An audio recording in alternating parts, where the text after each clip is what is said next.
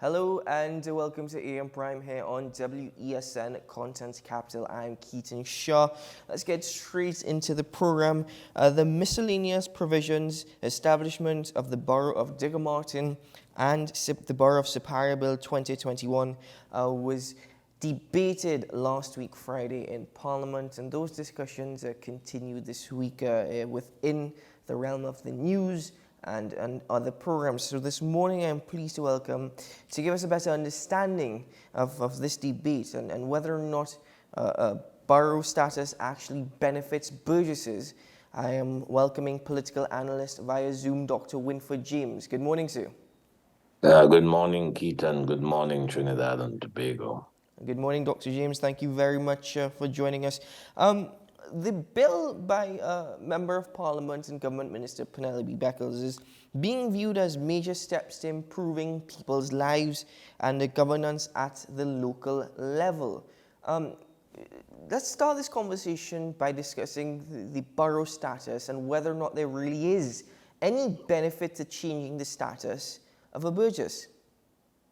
I imagine they will, if they are going through Parliament with a law to change a region into a borough or municipality, I imagine. If they're going to go through that, it must be that they see benefits to the Burgesses, and I suppose wider Trinidad and Tobago. The question is the quality of such benefits. The government has legislation that has not yet been passed in the Parliament, but they have legislation to give local government bodies in Trinidad a government system similar to that of Tobago. Mm-hmm. Right, you know that, but they have not been able to take it through Parliament and have it passed, right? So right now it's the same government system, local government system, except now they want to add 2 boroughs. There are 3 boroughs right now, okay? Mm-hmm. And these 3 boroughs are municipalities. Or they are like cities, but they're not really cities. And they are, as we know, Arima, Chaguanas, and Point Fortin. These are the three boroughs. And they want to add now, I think, Siparia and Digger Martin. Yes. Siparia and Digger Martin are regions, right? And they don't have mayors. They don't have somebody like that. In the boroughs and the other 2 municipalities, there are mayors, right? There's the mayor of Chaguanas, right? Mm-hmm. Mayor of you have the mayor of Port of Spain as well. But before we come to that, you have the mayor of Chaguanas, the mayor of Arima, the mayor of Point Fortin. And these are mayors there. And now they want to add Digger Martin and Siparia to that list. Now, obviously any country can do with its municipalities and its regions whatever it wants to do. Because if you look at the way municipalities are constructed in different countries, they're quite different from the way they are in our country. Mm-hmm. So this brings us to the heart of the question, what is different? What is different between Port of Spain, for example, and Siparia? I suppose there is something called prestige. If you become a municipality, that is to say you are no longer a region, then one imagines that there are things that you are in charge of. Dr. James, let me ask you directly, would this, are these steps towards the decentralization of state services towards the population? I haven't read the bill, but I am supposing that is the case, that the government is going to change the way local government bodies govern themselves or are governed bit by bit. So I have to believe that if you're going to go to parliament with something like that, I have to believe that they see that there is going to be a devolution of some of the functions of central government to the regional corporations, of which there are 14 right now. Now, remember that Tobago is considered part of local government, and Tobago, of course, has been seen as a ward. In fact, that the law is clear on that matter. A ward of Trinidad and Tobago. Right? So if you add Tobago, we're going to have 15 regional corporations, with Tobago having its own kind of government, which the Prime Minister is on record as saying he wants the other regional corporations to have, right? So it's just that there has been a kind of back burnering of the legislation to make that kind of change. But it's been with Dr. Rowley and his cabinet since his first administration. And it was there before he became, and it was there in Manning's times. What's his name? Rennie Dumas, I think, was the Minister of Local Government under Manning, and they was attempting to get that kind of change. What about financial benefits? What are the financial benefits to sister change? Yeah, I can't see, except, as I said, I haven't had the chance to read the new legislation, but you can't, you don't have any situation, as far as I am aware, where the way you are funded is different from the way where you will be funded if the legislation passes, is different from the way you're currently being funded. And monies are given to the regional corporations, and there are clear purposes to which the monies is attached. For example, we hear about bridges, right? We hear about drains, right? In these regional corporations, not the main drains, but certainly drains within the corporations themselves. We talk about maintenance of government buildings and facilities. We talk about the provision of truck-borne water within the corporation. And we hear it all the time. And there are other matters, of course, where the regional corporations have little to say except to bring pressure on government to fix things like crime, for example. Recently, I think the member for St. Augustine in the parliament was asking government to do more in respect of crime. But local government, even though it has its own police, and by the way, Tobago, does not have its own police. But San Fernando cities, San Fernando and Port of Spain are the two cities we have, right? I don't think Siparia is being seen as a city in the future, and Diego Martin, right?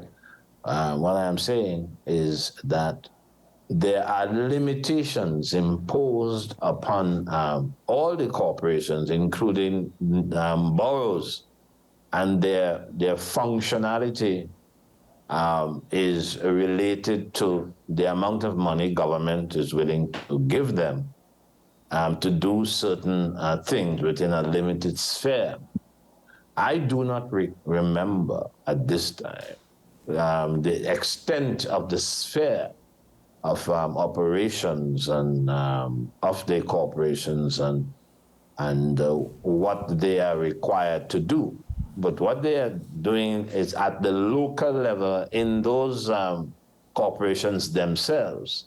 and they have to be funded by the government, and whether the PNM is in charge of the particular corporation or not, or the UNC, the fact of the matter is that they are going to be funded at the discretion of the finance minister, just as Tobago is being funded at the discretion of the Minister of Finance. But in this instance, though, should corporations be funded as the Tobago House of Assembly is funded, where at least there is a guarantee of a percentage of the budget that is allocated to the THA? Should the same thing be applicable to corporations?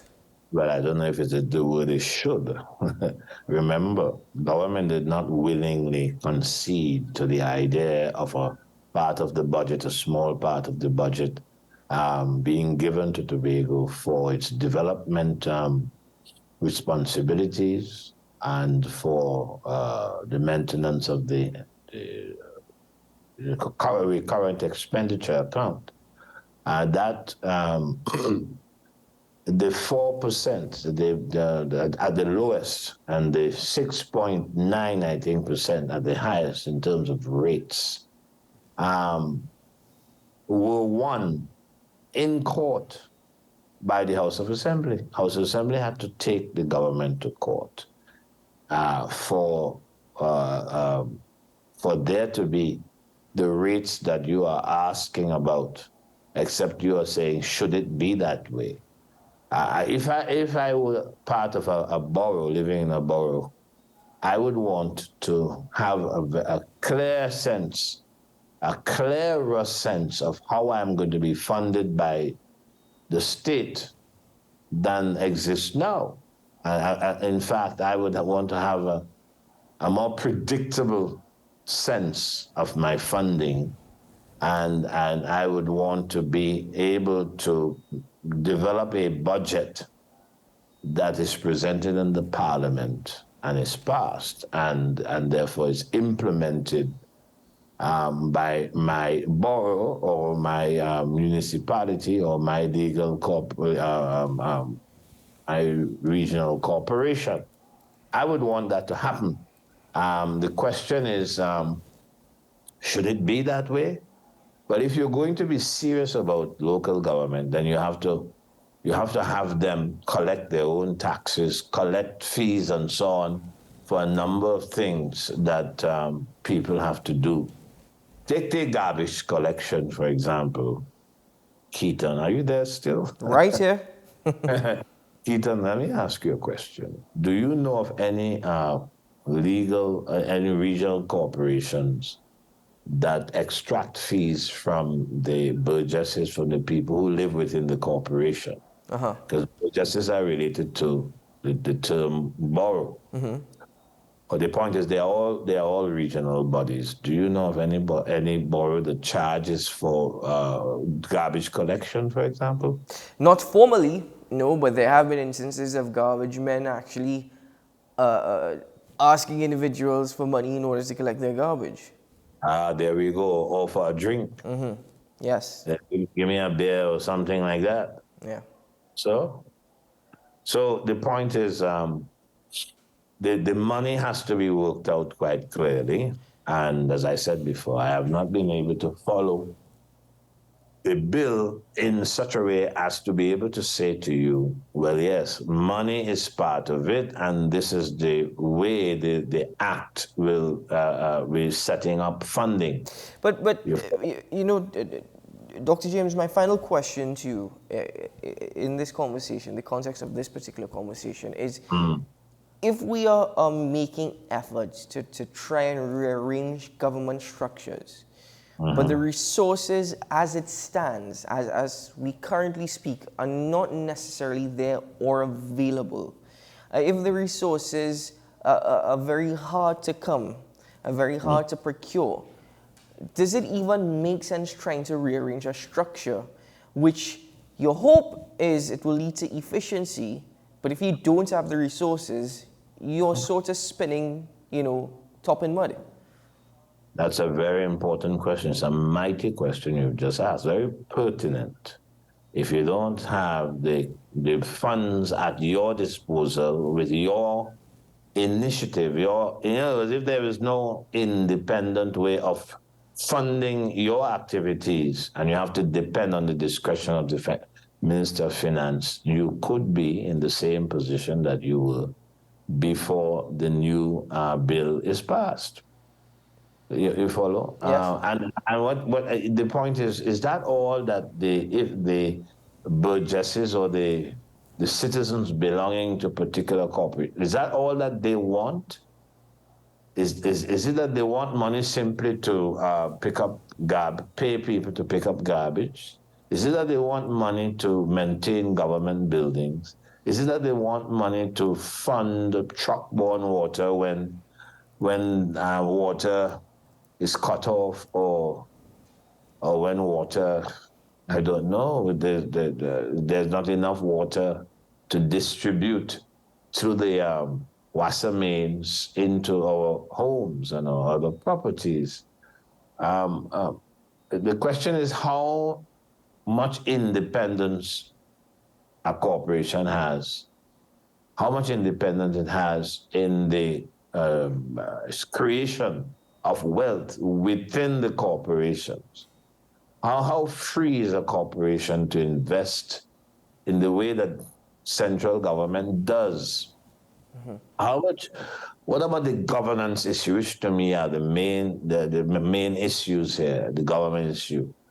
Are you going to use the current way of running things in a corporation, or do you really want something House of Assembly? And if you want something as what happens in House of Assembly, why don't you go straight to that?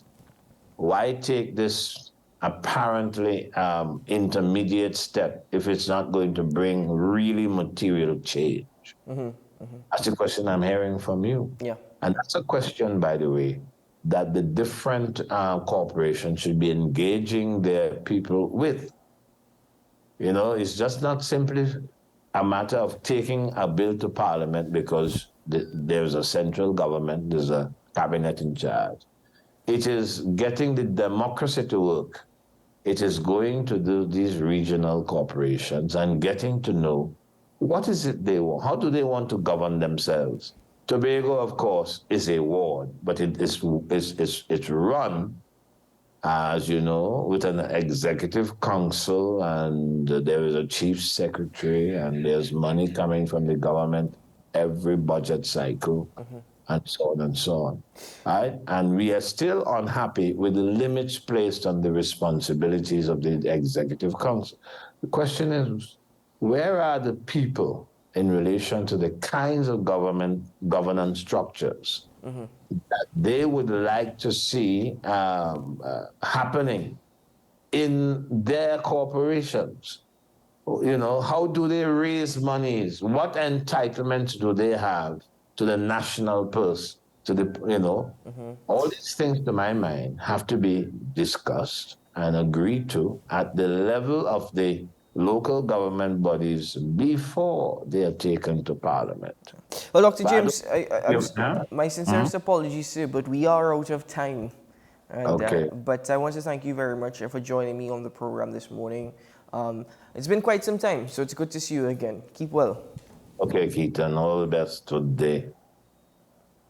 All the best. Keep well, sir. Dr. Winford James, political analyst, the focus on the funding for local government this morning, whether or not borough status benefits burgesses. Ladies and gentlemen, we take a break here on AM Prime. When we return, all the conversations continue. Stay tuned.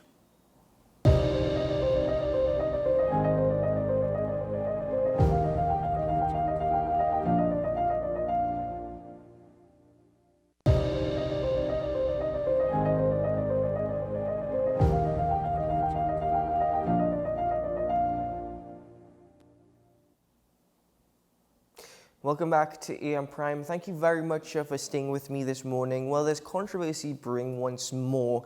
Satyashara pundit Dr. Brahmanan Ramachan said East Indians are under siege by criminals, and Pundit Satyanand Marad said the perpetrators of these crimes are urban youth from the East-West corridor. Now, joining me this morning to give clarification to this situation and respond to the controversy the response brought forward following these statements is Pandit Satyanand Maharaj, spiritual head of the Satya Anand Ashram in Arangwes. Good morning, Pandit.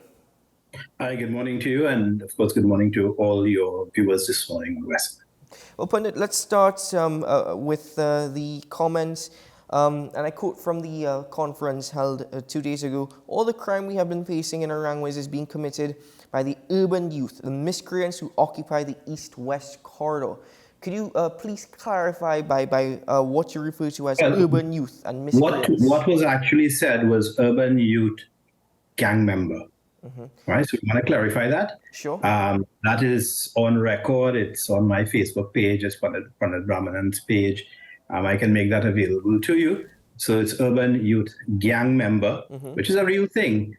This morning I woke up to Senior Superintendent Ed was saying there's no statistics to corroborate our claims, which is interesting because, I don't need statistics. I need victims, and I have victims.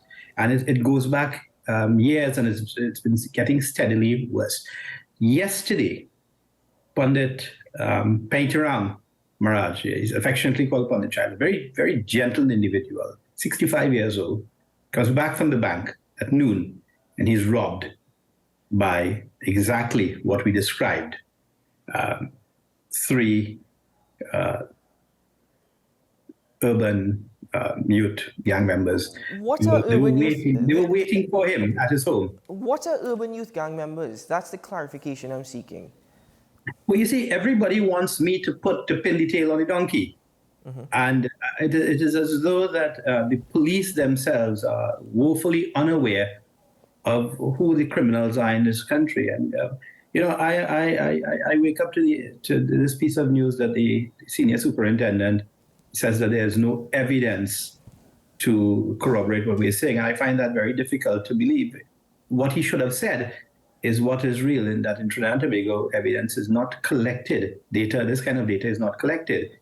And soon later today on, I'll release another piece where we will look at that you cannot find data on crime and criminality. But like I said, we have evidence by way of victims. And the victims, just recently, on the same day during the Easter vacation, the Ghani family was terrorized by 4 criminals. 3 were caught, 1 was killed. All matched the description given. Yes, and I still cannot understand the outrage that why good people, decent people, and the majority of Trinidadians are good, decent people, regardless of what description they match or what ethnicity, that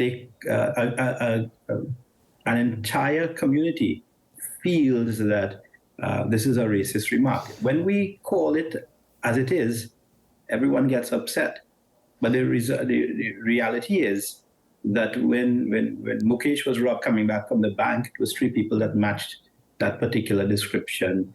When the shop was robbed, the plumbing shop was robbed, they matched that description. When 5 bandits were held, but Pandit, you're saying they matched that description. You're saying people get upset for you calling it as it is. The question is, though, you went on to say that East Indian people are being attacked. Many East Indian communities are beginning to take action. What I said was, and it was specifically to address, and things are taken out of context conveniently. And I want to chastise the media, because the media seems to want to work and create news rather than report the news. We held a meeting to discuss primarily and specifically the crime surge in Arangwes. Now, yes, others would have you believe that Arangwes is a heavily mixed community. It's not a heavily mixed community. It is it still remains largely an Indo community. There's a larger amount of rental units now than in the past, granted, but it is still largely an Indo-Trinidadian community. The business community in Arangwes is an Indo-Trinidadian community, and we have found ourselves. They found themselves as targets of crime, robbery with gun, robbery with violence, and again, coming back to the police, who are there to police us, when they make statements that there is no evidence, what they are telling the victims is that, we really care too much about you because this is the same police force that has an abysmal detection rate. If they don't catch people doing the crime, they may never catch you at all because it looks like in Trinidad you can disappear into thin air after you've committed a crime and nobody finds you. Just yesterday, as I said, Panetta's robbed car number plate is posted within minutes. Nothing, absolutely nothing is found. $40,000, I think it's gone. He's traumatized. His wife had a gun waved in her face. They threatened to kill her and so on. So while many would like to push the discussion into one of race, at no point in time did we name any person's race. Well, and in that context, if a particular race is proud to own those words, then they have to learn to deal with that. If you're making these comments this morning, clarifying these comments, I appreciate the clarification. But if you are suggesting such this morning, is it that, one, you do not have any regrets about the comments that you made previously? And two, do you think that if that is the case, you should have communicated better, that words should have been chosen? Because if you are suggesting that what is being reported in the media is out of context, then it's open to interpretation. I have read all, there were only 2 articles published, and I have read both of them. And none of the article alludes to any person's race. All the articles speak of a particular type of person that commit crime. And in this country, people get uptight, they get upset.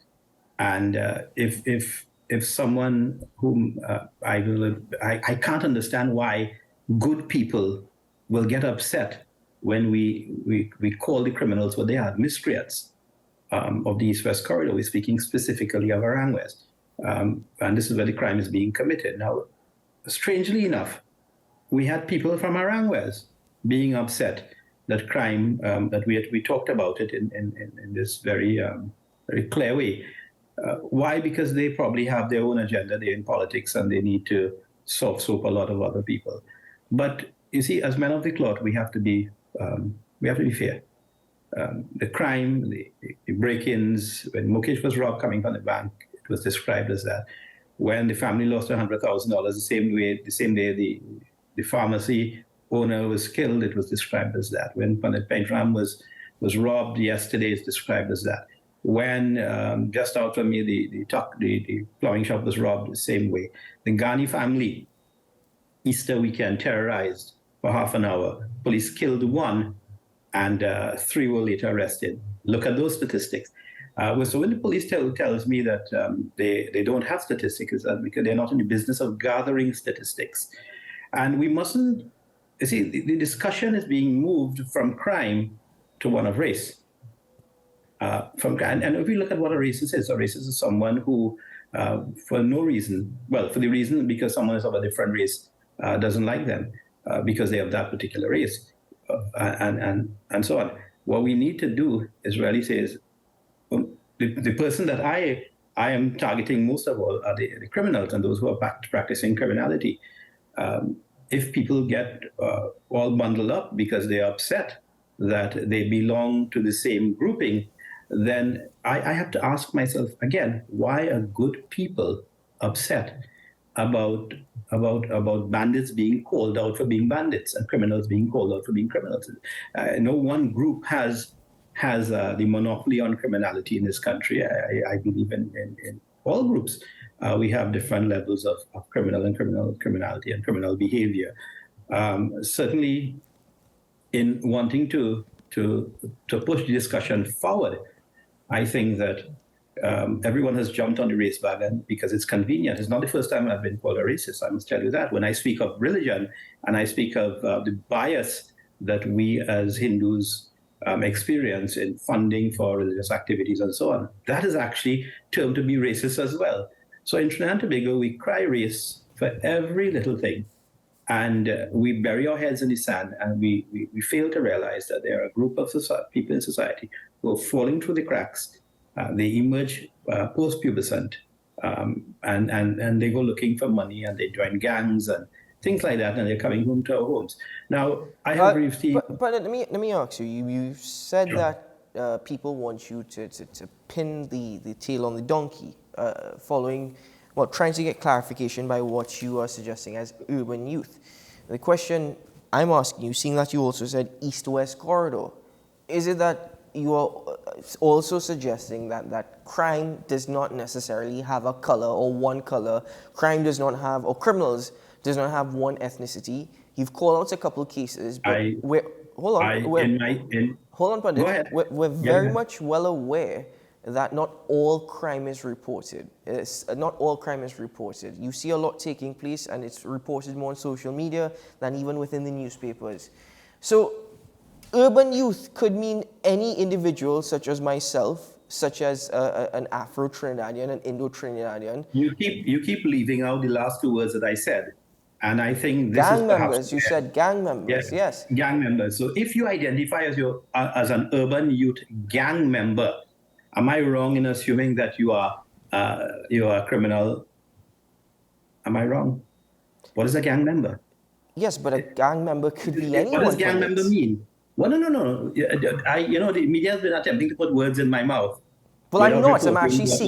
I'm actually seeking clarification from you. I'm using the quotations. I'm clarifying it for you because you see, a lot of people are reporting on what was printed, but no one is taking the time to go back and look at the substance of what we said. We said so many other different things, but the pundits were ready to go into communities. Pandit Brahmanan Rambachan is the one who actually said that East Indians were under attack. He is the one that came out and said it quite blatantly.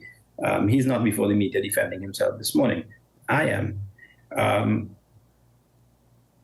The police, again, quite disingenuous in that they claim that the statistics are not there. What they will not tell you is that they don't have statistics that disprove what we have put forward. And when we say urban youth gang member is not it's not a hidden language. We know that there are gangs in Trinidad and Tobago, and we don't describe a football team as a gang. We don't describe a sporting team as a gang. This is really organized crime. When 5 men jump out of a car and rob you and beat you for half an hour, that is well organized crime. And in Trinidad and Tobago, we seem not to want to have to face the monster that we have created over the years. This is not something that started yesterday. This is a product of a failed education system, a failed social rescue system where criminals are actually being bred. Young people are being forced into gangs and socialized into gangs, and they feel that taking the life of someone or beating someone to get their money is a way of living. And when we talk about it, we become the enemy of the state. We become the enemy of the people. And I am wondering if those same people who are making all those comments took the time to read or to listen properly. And I think if they do, they will more than agree with me, because I think just as many that disagree agree. Because while the police continues to say no statistics, we have victims, and the victims are real living people. And someone should go ask the Ghani family how they feel about that, and someone should ask Pandit Paintaram how he felt when when they told him that his wife looks like she will talk, and they were pointing a gun at her head. We should find out from these people. These are real. So you've suggested that yourself, as well as other pundits, are willing to go into the community, that spirituality needs to be brought back to the community. Do you think that, and in all fairness to you, you've clarified your comments this morning, and you've kept to your position, but do you think that communities will be willing to accept such help? Do you think now that you all could be accepted by communities, and communities will accept your help, though you've clarified your comments? Let me clarify this particular statement. Again, in 2009, then Prime Minister Patrick Manning had commissioned a study that was later buried, and he felt, it had pointed out, it had found, I think it was 5 or 6 hotspots. It was a $5 million study to find out where were the hotspots back in 2009. 2009 would have been, 14 years ago. And he had called the clergy together, and I was lucky enough to be in that meeting. He subsequently lost the election right after that, and that entire project was shelved. And his solution is that these communities that were lawless communities, pretty much, where the gangs had taken root and taken hold of the young people, needed God more than anything else. And he was willing, as a prime minister, to admit that. And he was also, because in attendance, I had attended at that time for the Mahasabha, and in attendance were the then leader of the Catholic Church and members of the IRO and all these other organizations, many organizations, the Pentecostals were there, and so Pahu was there. And he had said that we want to fund you to go into these at-risk communities and put God into the people so that their sense of morality, their sense of ethics and so on will increase. And that was a long-term solution. And that is still the solution. As a man of the cloth, we believe that a stronger faith makes you a better citizen. It makes you a more moral citizen, a better worker in society, and so on. That cannot be bad. Schools need to do their part, but obviously parents are not doing their part. They are raising at-risk children. Those children in 2009 who would have been 10 years old are now 24 years old. And these people in these communities who are at risk are now the ones, and I'm not saying all of them, some of them have gone on to join gangs, and they are the ones perpetrating the crime. People seem to want to deny this. It amazes me that, again, coming back to the police service, and we want to give as much service support as we can to the police service, but when they come with words that are chosen to throw everyone under the bus except themselves, I think the police service job is to police, being a service, and you are 4 months on the job as a senior superintendent with 34 years of experience, and you're telling me that you come into a job and the first thing you didn't ask for was the crime statistics for the area so that you would know how best to deploy your forces. I'm beginning to wonder if you know what you're doing at all. And I reached out to the gentleman when others threw him under the bus, and we're happy to work with the police. We're happy to work with the communities. And when I say clergy, I mean the most plural sense, the sense that Patrick Manning meant it, that the different denominational faiths that exist in Trinidad and Tobago should be funded so that they can go together with the police in these communities. Given how society is now, society has is very fearful. Everybody now is very anxious in their day-to-day endeavors and their activities. As men of the cloth, as spiritual leaders, and as leaders as a whole, do you think that such comments should have even been made in the first place? Because again, let me say, you're suggesting that people are taking it out of context and the media is not reporting the story in its entirety or out of context. You said the media has left out two keywords, gang members.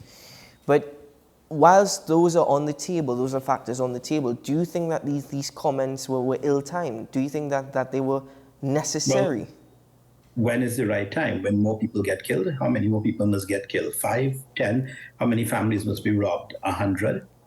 When is the right time? But you see, Pandit, such comments doesn't probably actually help the situation or solve the situation. It adds to the situation, if anything. Actually, not really. What are we doing this morning? We're talking, and we're talking about something that is hidden and buried, and left. You see, people have spun it into a race thing, and these same people are not incensed at the murder rate. 187. Last night I heard gunshots not too far from where I live, so it's probably gone up since then. How many more people must die in this country before we realize that we have a gun problem? How many people must die in this country before we realize we have a gang problem? How many people must die in this country before we realize that young people are at risk of joining gangs, children, young adults, teenagers at risk of joining gangs and their lives being shortened? What we are saying is that Trinidad and Tobago needs to be rescued. And the more we talk about it, apparently the response from the politicians, the response from the police service is that let's bury our heads in the sand and hope that it goes away. It's never going to go away. It's been getting worse. In 2003, if I'm not mistaken, or 2006, I stand to be corrected, our murder rate crossed 200. That was something that was unheard of before. Now a murder rate of 600 people seems to be perfectly acceptable. There are different levels of crime, mind you. When gangs war, they're both active participants and willing participants in their own war. But when there is a home invasion and someone is killed, certainly the people whose home are being invaded are not willing participants in that, and now they sign up for it and say, come rob me. So we need to be particularly careful about how we couch and how we say that it's getting bad. It's not just getting bad; it's getting worse, in that it's been bad for a while.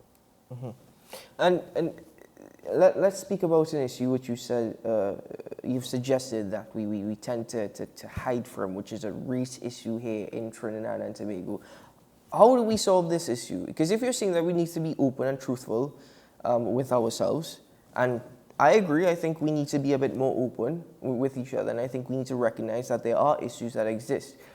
In your mind, how do we resolve such issues? I think government has a role to play in it. Now, there are two major races in Trinidad and Tobago. That is no secret. And both races are described by politicians as tribes who continuously vote for their parties that are run by people who resemble them, i.e. the PNM, the UNC. But no party, when they come into power, actually wants to resolve the race issues in Trinidad and Tobago, because both parties benefit from tribal voting. The thing is that while we work well together and we get along well, in this sense, when we speak the truth on certain kinds of things like crime, perhaps, people get all clannish and really run back to their tribe and support whether they're bandits or not. It doesn't seem to matter to them. And this is what is amazing to me in this whole exercise, is that without reading and without listening, people are willing to draw a conclusion and point fingers at other people for being racist. So if you talk the truth, you talk about what has been happening, and I did not use any of the other words that would describe anybody else. I did not point to a race. I did not point, but it seems as though these words are exclusive and mutual to certain groups in the society, and they take offense for their criminal brothers and sisters. And how are we going to solve the problem? This is interesting. Like I said, that it's long term. We need to talk. We need to talk it out. You see, both groups have been brought here and left, basically, and there has always been a mistrust, and that hasn't gone away.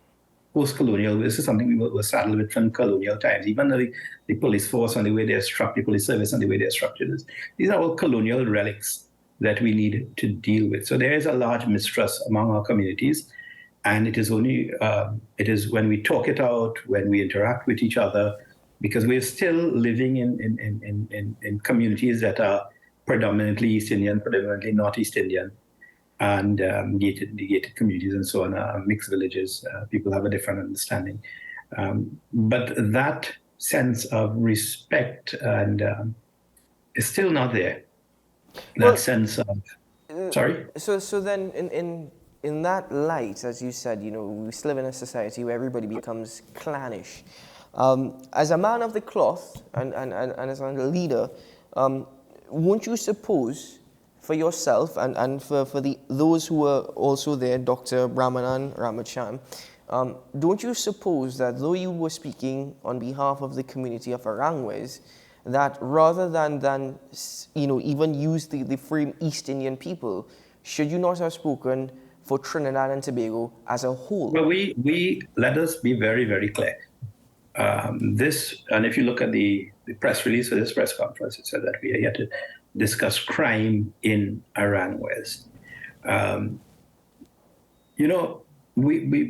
We hear breaking into, you just Google crime in Arangwes and you will see so many come up with, whether it's the Guardian, the Newsday, or the Express. You see, facts are really a stubborn thing. They don't go away. When crimes are reported, they're printed in the newspaper. They remain there for a very, very long time. Once they remain online, you can get them. You can go to the archives and pull them out. Reported or unreported crimes. Living in Aranguez, we know the victims, and people tend to want to say, why weren't we discussing crime in Trinidad and Tobago? I live near Aranguez is a very small place, and I see my community that almost daily young people were getting killed. The gentleman who Mr. Ramjatan, who was interned yesterday, was 42 years old, and he had his life snuffed out. I had a conversation with him 3 or 4 days before he was killed. That really, for me, was a tipping point, because I know of so many others my farmers were robbed, coming back from the market, coming back from the bank, because I'm also president of the Farmers Association here in Aranguez. I have my pundits who are being robbed. We have to be very, very careful when we're coming home, when we're leaving, and things like that. And why wasn't I? I think that the larger thing now is that the public has extended to crime in Trinidad and Tobago, but when you talk about crime in Aranguez, which is predominantly East Indian, the victims are predominantly East Indian. In fact, I would challenge anyone to find someone who is not East Indian who was robbed in the same manner as the Ghani family, with that kind of brutality. Mind you, these people are not multimillionaires, and they were beaten because they didn't have money to give to criminals. I mean, these are people we know and people we grew up with. Mm-hmm. Well, pundits, I want to thank you for joining me on AM Prime this morning. The conversation, certainly, you've brought some level of clarification. I know that you're sticking to your comments and you justified why so. But thank you very much for your time. And, I can only hope that such actions in terms of trying to unify Trinidad and Tobago and unify communities in the fight against crime as a whole, that also happens and that also transpires. I want to add one thing.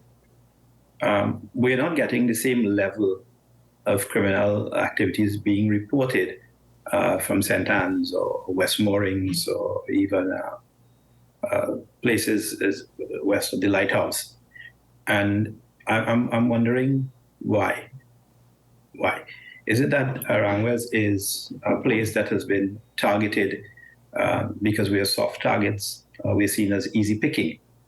And, I want to make an appeal again to the powers that be, because as men of the cloth, we're not police officers. We're not licensed to use force. In fact, Aranguez has been in negotiation with security services to provide security for us. That's how scared we are. And we're asking them to not tell us about statistics, but to provide us with a level of security that we need at this time, so that we can go about our daily lives relatively peacefully as we've done in the past. Thank you, Pandit, for your time. Thank you. Take care. Keep well. Pandit Satya Anand Maharaj, spiritual head of the Satya Anand Ashram of Aranguez. Ladies and gentlemen, AM Prime now breaks for WSN's News on the Hour. And when we return, we'll continue this morning's conversations. Stay tuned.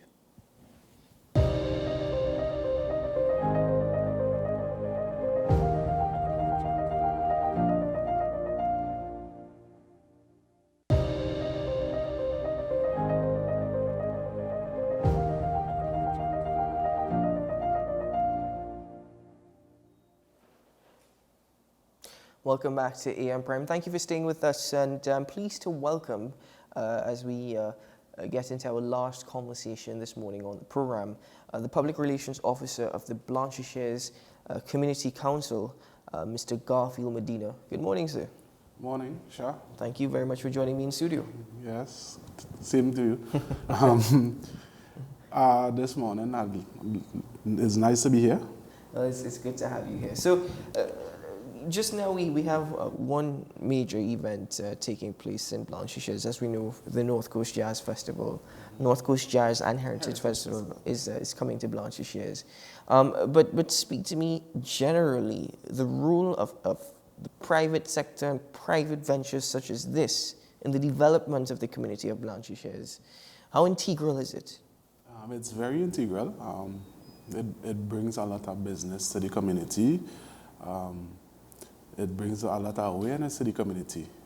It is something that the people welcome, and we look forward to it every year, right? And it have so much benefits, and as it grows, it expands more.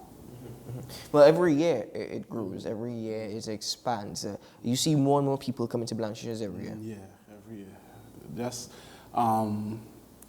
last year was a shocker because, coming off of the pandemic and bringing it back to what it was, it had a very good turnout and is expected to be bigger this year, I believe. And the people of Blanchiseuses, with all these people coming to their community, I mean, even after the COVID-19 pandemic and even now, the reception there, I was there last year, the reception was absolutely fantastic. Do you think that sometimes Blanchiseuses is forgotten? Do you think that Blanchiseuses is a gem that is not put on the map? Yes, I believe so. I believe there's a lot of things that could be done that could develop the place to a point that is a good tourist destination, and you don't see that kind of inflow unless it have something big like this, or probably Easter weekend, or So it would be nice that you get a little more recognition in the place to see how it is, because it have a lot of things. We have a lot of beaches, we have a lot of sites, right? I believe more could be done in that way, because when you think and you watch like of the islands, and we say we're going into tourism, I'm not seeing that on my ends. You understand? I seen just something normal. I believe they could try and push a little more. This is a great venture because due to this, a lot of people got to know about Blanchiseuses. Although during the pandemic, a lot of people discovered, because then people started to realize, but wait, this is the place which wanted us had the Blanchiseuses jazz and thing, and I always wanted to come. And I believe that was a big part in how last year ended up turning out. Right? So yeah. So Blanchiseuses has now taken this jazz festival as their own. They've adopted it as their own, and every year it is their own. Yes, it is. Yes, it is. A lot of people look forward to it.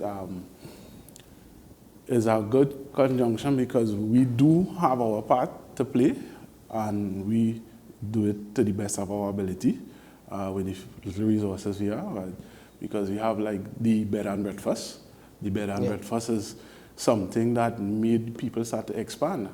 Because when it started, I believe they could accommodate under 100. And right now, I believe the accommodation in the area itself is about over 200 or so. So if it wasn't for these festivities, then Blanchiseuses would still be the fishing village, the seaside village that it is. The next step is in saying that we are developing tourism. You said you're not seeing that, you're not necessarily experiencing that. So we have local tourism taking place with this venture. The next side is, why should I come to Blanchiseuses? Because even though you said we've had this bed and breakfast and we have all these beaches, I can get that in many other places in TNT, but why Blanchiseuses? Yeah, well, Blanchiseuses are some in the nicest beaches, some of the cleanest waters. We have Marion, which is the place that made Blanchiseuses get its name back in the day, because the meaning of Blanchiseuses is washerwoman. It was when the French settlers came in and they saw the women washing at the river, and hence the name came about. So when you come, it have the beach there, it have kayaking, you could rent tents on the beach, it have hiking to the lovely tree pool, it have hiking to the lovely waterfall at Paria Bay, or if you're not into the hiking, you could hire a boat at the fishing depot. Or if you want, you can buy fish at the fishing depot, you get fresh fish at the fishing depot every day. Then it have lovely small beaches, it have lovely small private beaches, it have a lot of the beach houses with pools and access direct to the beach, so you don't have to go that far with walking and things. So, we have a lot of things. But you just said hiking to the waterfalls and all these trails. Those services are available. There are people in Blanchisseuse that will actually take you up to the waterfall, even men who will probably take you out on their boat. Yes. There are people who do it.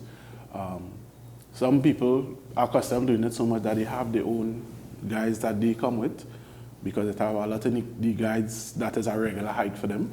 Then it have who may reach out to the council, and the council will recommend people for them. Well, with the boat, most people know the guys who do the transport, and are people from Paria Bay to back, or probably Thackeray, because it have people who come and go hunting also.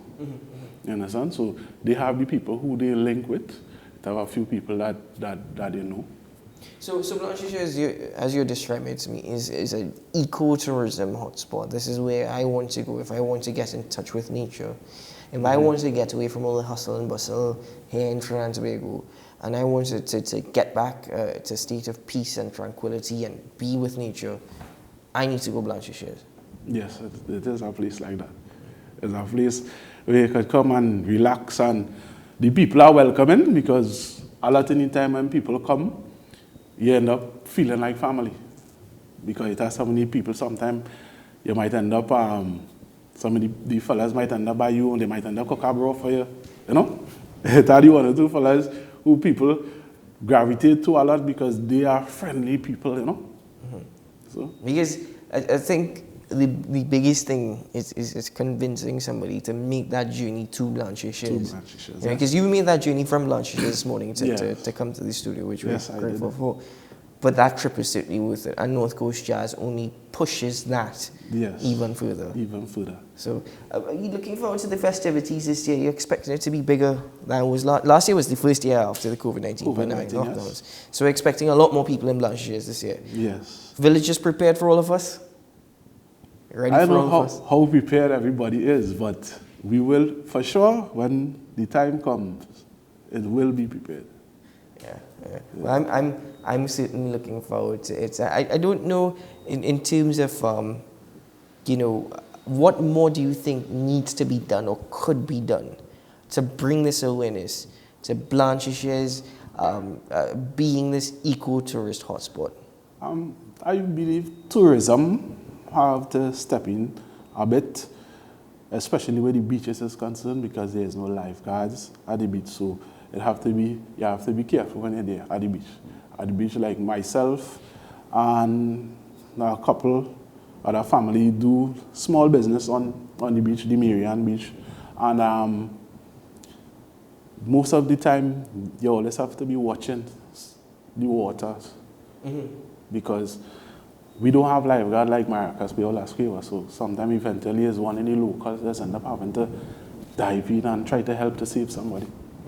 You understand? So these are things that we would like to get seen about, look into, especially on a busy weekend like this, because remember, this is a festival that running from Friday to Sunday.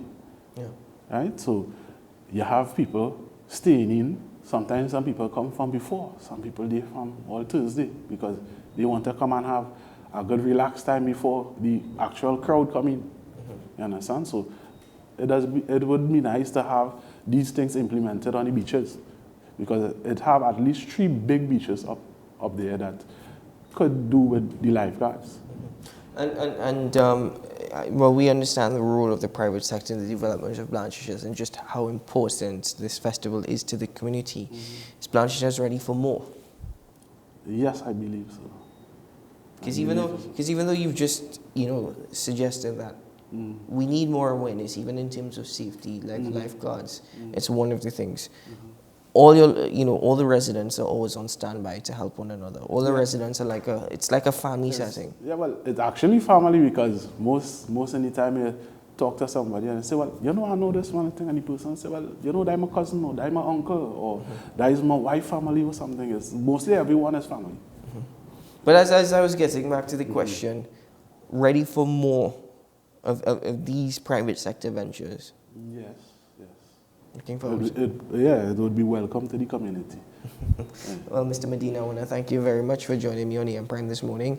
It certainly is a pleasure, and I for one, I look forward to North Coast Jazz. I was there last year. I will be there again this year. So certainly looking forward to it. Yeah, and sure. I will fully agree with you. Everybody says like family, you know, and everybody's most hospitable and very much welcoming. So thank you guys for that. Yeah, sure. We need more of that love and unity here in TNT. Yes, sure. Would like to welcome everybody to come. Certainly. Yeah. Well, sir, all the best. I know that you have a busy couple weeks ahead. Yes. You know, but in the end, it's always worth it. Right. Very much. Well, ladies and gentlemen, we have to take a quick break here on AM Prime. When we return, well, we'll conclude this morning's proceedings. Stay tuned.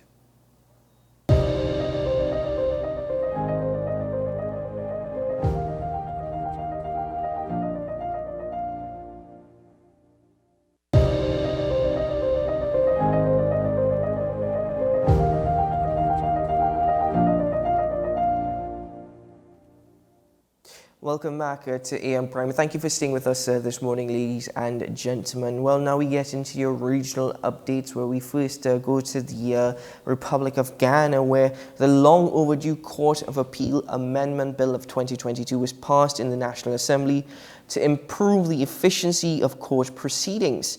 This comes in response to the mammoth caseload on the Court of Appeal docket and the small complement of judges to dispose of matters in a timely manner.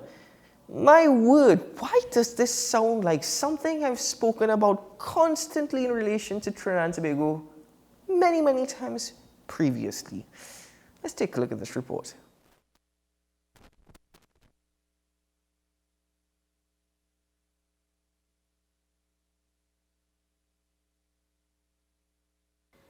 Currently, only 3 permanent appellate judges sit on the Court of Appeal.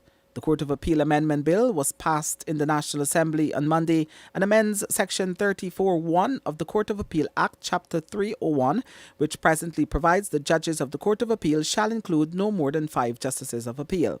It is aimed at increasing the number of appellate court judges to at least 9. Attorney General and Minister of Legal Affairs Anil Nandlal said the increase in the complement of judges is long overdue amid a tremendous increase in litigation. Mr. Speaker, it is no secret that Guyana has always been a litigious society. In my view, the propensity to litigate in Guyana has grown progressively over the years. It is quite possible that litigation has increased several hundred folds from 1970 to now. The latest statistics from the Caribbean Court of Justice reveal that nearly 60% of the appeals heard by that court are from Guyana. 60%. The Attorney General reminded that the administration spearheaded the implementation of several systems to advance this agenda, such as the introduction of the audio-visual recording system, which allowed for the automatic recording of proceedings in court with a written transcript being produced, and saved time as judges were no longer required to take notes using longhand. Similar measures included the introduction of new civil procedure rules and an increase in the complement of High Court judges from 12 to 20. These improvements will also see the construction of a new courtroom and larger facilities to allow for simultaneous sittings of the Court of Appeal. Positively affect the overall administration of justice in Guyana. Significantly, the government did not act unilaterally on this initiative. Consultations were held with both the judiciary and the legal profession. The consultations drew support for an increase in the complement of justices of appeal as set out in the bill. While the executive cannot dictate how the judiciary conducts its business, it would be reasonable for the public to expect that once more judges are appointed, there will be greater alacrity in the hearing and determination of cases. Supporting the bill were opposition members of Parliament Kemraj Ramjatan and Geeta Chandan Edmond. For the newsroom, Kurt Campbell.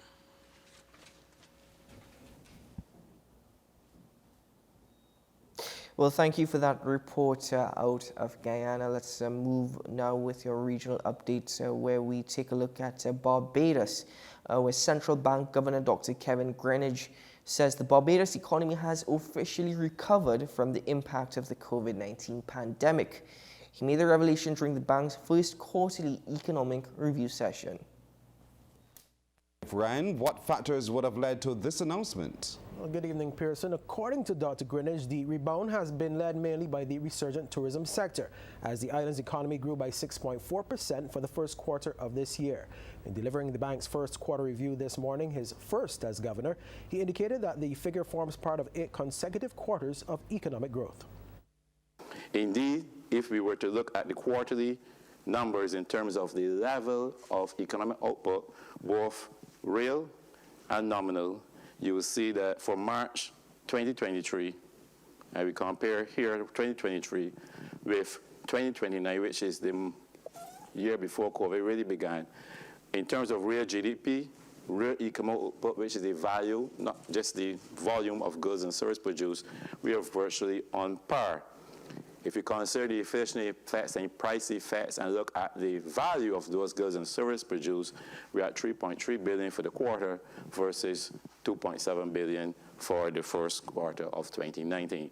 So indeed, the growth has strengthened, the economy has recovered.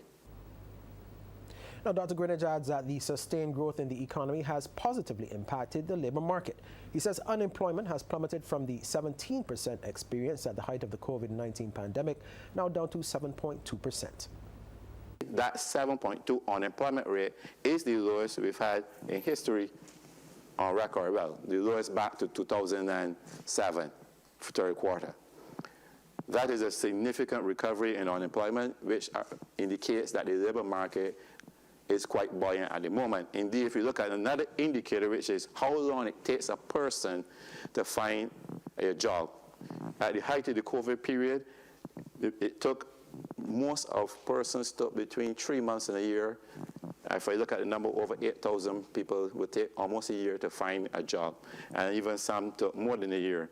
If you compare it to where we are now, most jobs are found within less than 3 months. Pearson? Well, Ryan, that was what was happening at the macro or country level. But did the governor also talk about how things are shaping up on the ground for the ordinary householder, especially those who have concerns about inflation? Well, Pearson, Dr. Greenidge did actually talk about inflation. Well, he noted that the rate of inflation has been slowing in recent months. Now, he was quick to make the point that it does not mean that prices are dropping. What it really means is that the speed at which the prices of goods and services get higher is now significantly slower, which essentially delays the impact on the average consumer. The governor also touched on the issue of debt at the household level, specifically as it relates to non-performing loans reported by commercial banks, credit unions, and other financial institutions. He says there has been a noticeable reduction in non-performing loans. Because the economy has picked up, you expect loan delinquency, which picked up during the pandemic period, will have fallen off. And you can see that fall off here in all cases. And that represented largely households paying down debt, and this is debt in arrears. This is not new debt. This will be household paying off their mortgage and credit card bills, and the hospitality sector, which was impacted during the COVID period, repaying debt that have became delinquent, and the real estate sector. And this argues well for the entire financial system. That figure of 6.4% for the first quarter of this year is certainly encouraging, but as the governor has said about whether similar growth can be achieved for the remainder of this year. And on that note, well, Pearson, he is saying notwithstanding downside risks, which basically can include unforeseen factors on the international scene over which we have no control, like an escalation of the war in Ukraine or increases in oil prices, but notwithstanding any significant changes in those things, Dr. Greenidge believes the economic growth achieved so far is sustainable. We expect the economy to growth to continue through the rest of the year and converge somewhere in the region of 4.5%. Now, we usually, as economists, like to be very cautious, and we will give you a range between 4 and 5, because there are many factors that impact this. So, Pearson, as I said before, in a nutshell, as ordinary Barbadians, we will definitely have to be keeping an eye on the international scene as we continue to monitor the growth of the economy. The governor's next review of the economy will be at the half-year mark in June. But for now, it's back over to you. Ren, thank you so much. Well, thank you very much for that. That's it for your regional updates. Ladies and gentlemen, that's it for AM Prime for this week and for the month of April. Could you believe that an entire third of the year has already concluded? Well, ladies and gentlemen, thank you for starting your day with me. It's always a pleasure and it's always a privilege. And I certainly look forward to AM Prime again on Monday morning. But for now, today is a good day to have a good day and make it your day, make it yours. And whatever you do, always try to be the mature, rational individual. Always exercise patience and caution, but always smile. Keep a smile on your face. Always be friendly. Always be polite. Always be respectful. And hopefully things could get better, if we do our part at least. Well, have a great weekend ahead, and should things go good, and I really hope that they do, I'll see you bright and early again for another episode of AM Prime on Monday. Bye-bye.